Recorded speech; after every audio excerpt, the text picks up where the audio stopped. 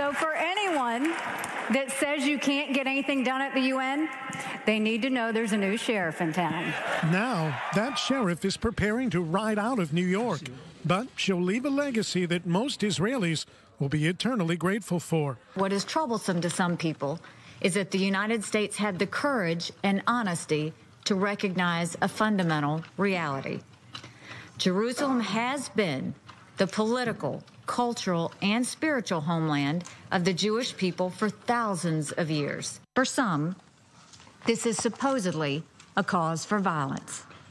But let's remember that the Hamas terrorist organization has been inciting violence for years, long before the United States decided to move our embassy. As it has in previous years, the Human Rights Council passed 5 resolutions against Israel, more than the number passed against North Korea, Iran, and Syria combined. This disproportionate focus and unending hostility towards Israel is clear proof that the Council is motivated by political bias, not by human rights. So, who will the new sheriff be?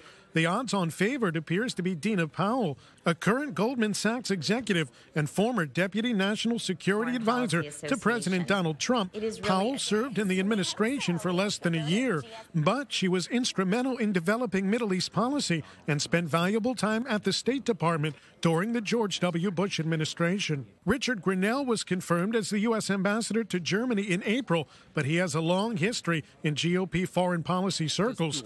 He was America's longest-serving spokesperson at the United Nations, working during the George W. Bush administration. Grenell was floated as a potential U.S. ambassador to NATO earlier in the year.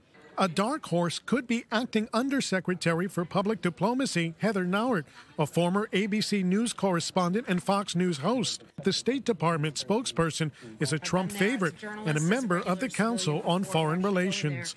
One thing is for sure, Israel will be watching closely.